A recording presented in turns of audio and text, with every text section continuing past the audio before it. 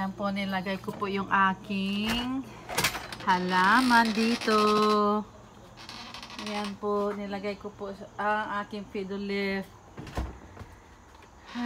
Nako, dahil kahapon nagsintumbahan yung aking mga halaman. Kaya marami po akong pinag-aayos. So nilagay ko muna yan dito din for just temporary kasi mamaya na mahulog na naman, matumba na naman kaya. Pero as you see, 'di ba? Ang ganda-ganda niya, ang laki niya, 'di ba? Laki-laki. Kaya ito naman po yung sa side. At ito po yung aking pinagre-ripat na snake plants. Ito po yung 4. Ayan, meron pa akong natirang isang iriripat. Ayan po. Para may space naman na matubuan ng another plants, 'di ba? Ng another kaysa na sumisiksik na sila. Ayan po ang aking new repotted plants. So, ayan po, para fresh ka. Ko diligan. Ayan po. Ay, thank God na walang may napinsala. Hindi ko lang alam kung sa iba. Pero sobrang hangin po sa amin. Kaya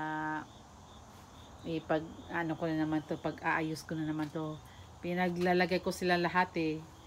At pati yung pusa ko si Pumpkin dito na nagtatago dyan, no.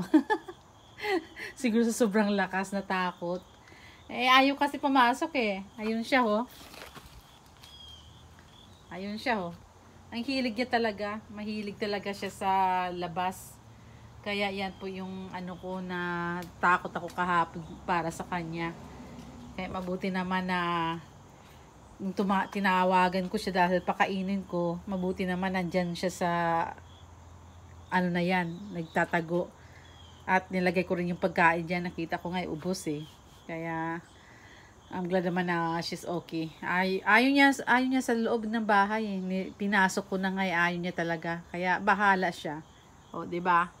Pakialam ko na. I tried. So, ayan po ang aking mga halaman. Ko ito mamaya. Iriripat ko ito mamaya-maya. Ayan o, mga nagsintumbahan. Ay, nako. Ayusin ko yan. Pero, ito yung mga malalaki ko, yun ang nagsintumbahan po. At saka, yung mga rubber plants ko. So, yun yung kahapon. So, pinaglagay ko together and I'm glad that they're okay now. Thank God. But, well, you guys, I'm glad that you see what happened yesterday. At nakita nyo naman ang plants ko, ang kay ganda-ganda. So, piniplex ko yung mga pinagagawa ko. Busy talaga ako, pati sa loob. Kailangan ko linisin din yung mga tank ng aking mga alaga. Kaya, busy si sisi nyo. Alright guys. Like I said, I'm gonna be uploading here and there. Kasi ang katawan ko habang malakas pa, tinatry ko matapusin ang lahat.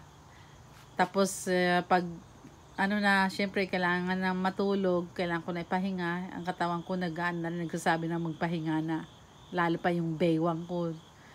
Nako, iba na talaga pag tumatanda na, nagkaka-arthritis na. O sige guys, see you in my next video.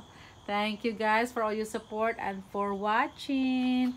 Enjoy watching my videos. Thank you again. Paalam.